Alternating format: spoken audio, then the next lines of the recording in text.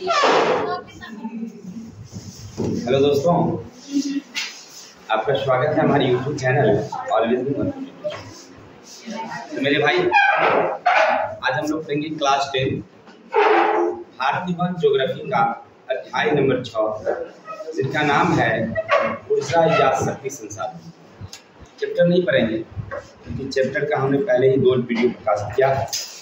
आपने देखा होगा तो उम्मीद है कि आपको समझ में आया होगा कि हमारी बिहार बोर्ड परीक्षा समिति कौन से सब्जेक्टिव और कौन से ऑब्जेक्टिव क्वेश्चन बताते हैं, पूछते जाते हैं। सबको हमने वहाँ से बारीकी से बताने का प्रयास किया है। उम्मीद है अगर आप ध्यान से सुने होंगे तो सभी ऑब्जेक्टिव भी साथ साथ सब्जेक्टिव भी आपका क्लियर हो ही गया होगा।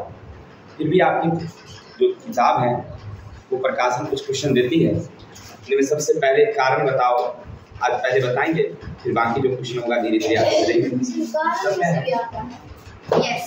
तो सबसे पहले हम लोग कारण बताओ की कहानी देखते हैं, फिर आगे की ओर चलिए। ज़्यादा देरी ना करके क्वेश्चन नंबर 1 देखते हैं। बनाए बीबीआई क्वेश्चन है। फर्स्ट क्वेश्चन क्या है? कोयला को काला हीरा कहा जाता है क्यों? सही कहा। क्या कुछ परेशानी?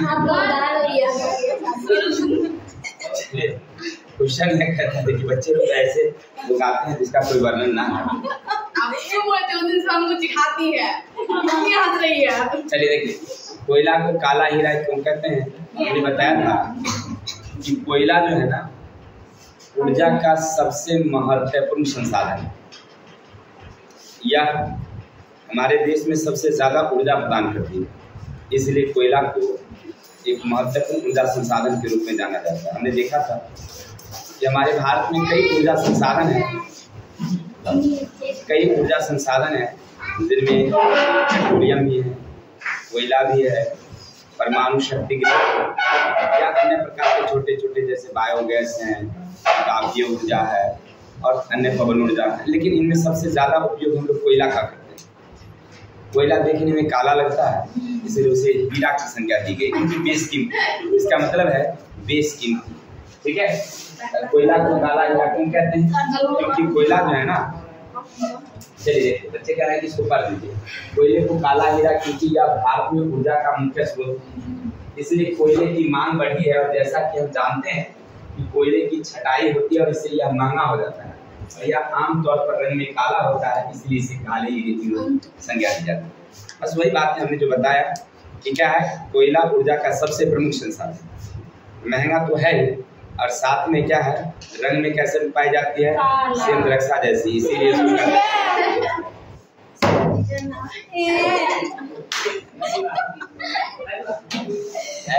चलिए आगे चलते हैं। अरे भाई ऐसे बोला है, थोड़ा सा मजाक है। कोयला की अपेक्षा पेट्रोलियम उत्पादन और उपयोग पर अधिक बल दिया जा रहा है। क्यों? चलिए देखिए, सुनिएगा, कोयला की अपेक्षा पेट्रोलियम के उत्पादन में अधिक बल दिया जा रहा है। क्यों? तो हमने बताया था कि कोयला जो है ना, वो क्या है, मतलब एक भारी भरकम चीज है। दूसरी बात है, इसको लाने ले जाने के लिए अधिक यातायात खर्च होती है। जलने पर अवशेष भी ज़्यादा छोड़ती है। एक तो धुआं हानिकारक छोड़ती है, और साथ साथ में अवशेष जो है कचरा, यानी कि कहते हैं राख, वो भी ज़्यादा छोड़ती है। लेकिन वहीं पेट्रोलियम की अगर बात करें तो हमारे देश में पेट्रोलियम के उत्पादन में ना अधिक बल दिया जा रहा है।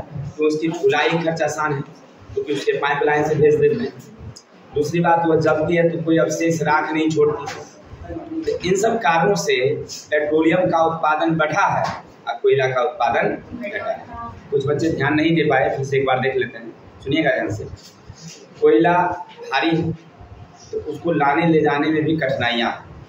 नंबर 1, जलने पर हानिकारक धुआं छोड़ती है, जलने पर अवशेष राख छोड़ती है। इन सब कारणों से कोयला का उत्पादन मतलब उपयोग कम होते जा रहा है। वहीं पेट्रोलियम की अगर बात करेंगे तो पेट्रोलियम एक तरल पदार्थ है, जिसे पाइपलाइन के माध्यम से आसानी से भेजा जा सकता है। ढुलाई खर्च भी कम लगती है, नंबर 1। नंबर 2, जलती है तो अवशेष छोड़ती ही नहीं, किसी तरह का राख या गंदगी उसमें से नहीं निकलती। साथ ही साथ वह सब जगह उपलब्ध नहीं होती। धुआं निकलती है, कम मात्रा कोयले जैसे निकलती है क्या? एक नंबर। दूसरी नंबर, अगर जलती है तो वहाँ पर राख अवशेष मिलता है कोयले से। क्या इसमें राख अवशेष मिलता है क्या? बिल्कुल नहीं मिलता है। आसान है ना, ज्यादा उष्मा भी देती है, कोयले की अपेक्षा ज्यादा उष्मा भी देती है नहीं, तो इसको कहते हैं हम लोग, यानी हमारे देश में इसीलिए उपयोग क्या हो रहा है, बढ़ता जा रहा है। अब आगे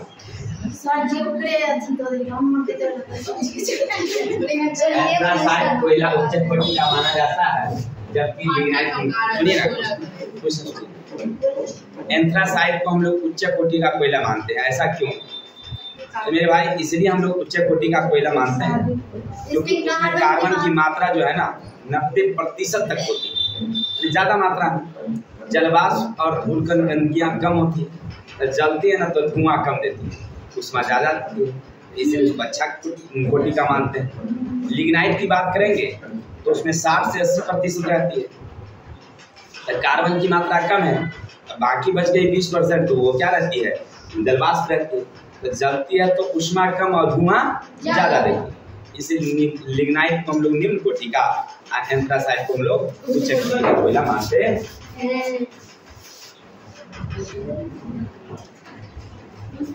क्वेश्चन नंबर 3 समझ गए होंगे आप लोग। चलते हैं क्वेश्चन नंबर 4 क्या कहता है, सुनिएगा ध्यान से। खनिज तेल का उत्पादन असम में घटता जा रहा है, वहीं मुंबई में निकट बढ़ता जा रहा है। देखिए हम लोग क्वेश्चन पढ़े थे कि सबसे पहले खनिज तेल के बारे में पता जो है वो कहाँ चलती है, मुंबई, और 1933 से वहाँ उत्पादन शुरू हो जाती है। ठीक है, अच्छा उस समय हमारे देश में अंग्रेजी शासन थी और बर्मा कंपनी को उत्पादन के लिए दिया जाता है। उत्पादन 1933 से शुरू होती है, ऐसे ठोस तो हो जाता है 1921 में ही, लेकिन शुरुआत होती है 1933 में। उस समय तो ठीक था कि उत्पादन अच्छी हो रही थी। फिर बाद में हम लोग 1980 के बाद हम लोग खोज किए दूसरा, वो गुजरात के अंकलेश्वर खंभात की खाड़ी। तीसरा खोज हुई लगभग 1974 में खोजी, हाँ 1974 में महाराष्ट्र के मुंबई खाड़ी में। जब खोज हुई तो महाराष्ट्र में ना एक आधुनिक मशीनें लगाई गई, माने उच्च तकनीक वाली। अब क्या हुआ कि यहाँ से उत्पादन बढ़ गया है। इसका मेन कारण क्या है, क्योंकि यहाँ तकनीक वाली मशीन है, अच्छी उन्नत मशीनें हैं, तो उत्पादन क्षमता इसकी क्या है, ज़्यादा। और जो असम में लगाई गई थी तो पुरानी पहले वाली मशीनें हैं, तो पुरानी तकनीकें की हैं, तो उसकी उत्पादन क्षमता क्या है, कम है। कोई दिक्कत?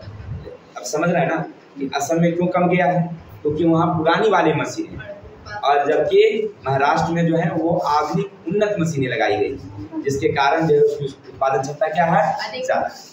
चलिए आगे चलते हैं।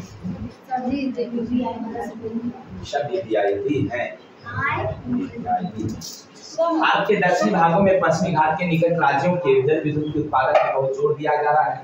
क्यों? ये भी है, ऐसे उच्चारण भी है। समझिएगा क्वेश्चन क्या कहता है, भारत के दक्षिणी भाग के पश्चिमी घाट के निकट राज्य में जल विद्युत के उत्पादन पर बहुत जोर दिया जा रहा है। ऐसा क्यों? अब देखिए, पहले तो भारत का मैप देखिए। अच्छा, सामने मैप लगी हुई देख रहे हैं, कोई दिक्कत?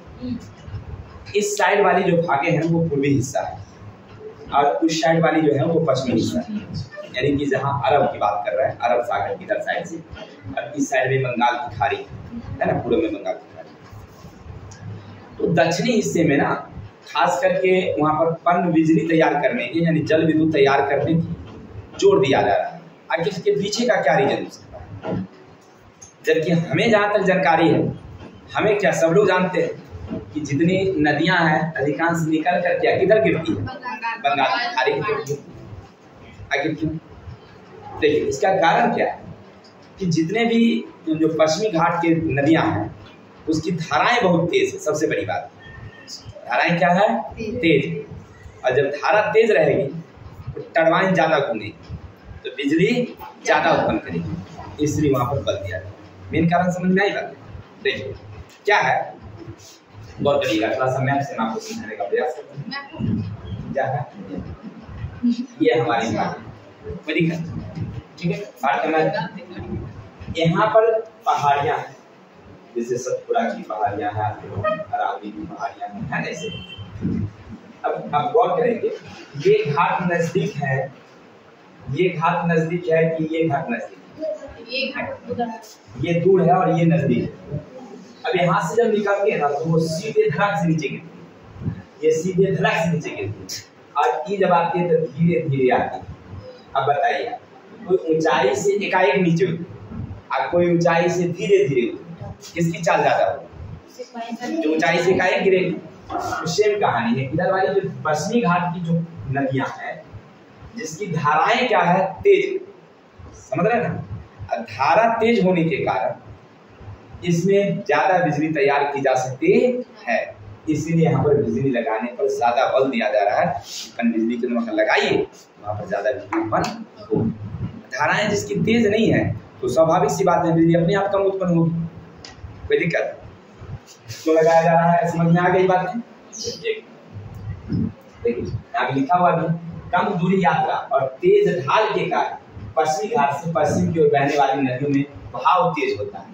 बहाव तेज है क्योंकि कम दूरी से पहाड़ी से उतरती है और कम दूरी है तो वह जल्दी नीचे गिरती है, यानी कि ढाल उसकी क्या है, ज्यादा है, वेग उसकी ज्यादा है और ज्यादा रहेगी तो टरबाइन ज्यादा घूमेगी। कोई दिक्कत? समझ में आ गई बातें? चलते हैं आगे। अगला क्वेश्चन है, भारत में सौर ऊर्जा की संभावना बहुत अधिक है। भारत में सौर ऊर्जा की संभावनाएं बहुत अधिक है, इसके पीछे का क्या रीजन हो सकता है? तो हमने बताया था कि भारत एक ऐसा देश है जो उष्णकटिबंधीय के समकक्ष पाई जाती है। अच्छा, कटिबंध तो आप देखे ही होंगे भारत दुनिया के मैपों में, नहीं देखे तो एक बार देख लेते हैं। चलिए, आप ऐसे नहीं देखे होंगे तो हम दिखाते हैं, आपको समझिएगा थोड़ा सा। ये पृथ्वी की संरचना है, ये पृथ्वी की संरचना है। इस पर 3 ताप कटिबंध होते हैं। एक ये ताप कटिबंध, इसको कहते हैं हम लोग उष्णकटिबंध। कोई दिक्कत? यहाँ से नीचे उतरिए और नीचे, ये दोनों कहलाता है समशीतोष्ण, समशीतोष्ण।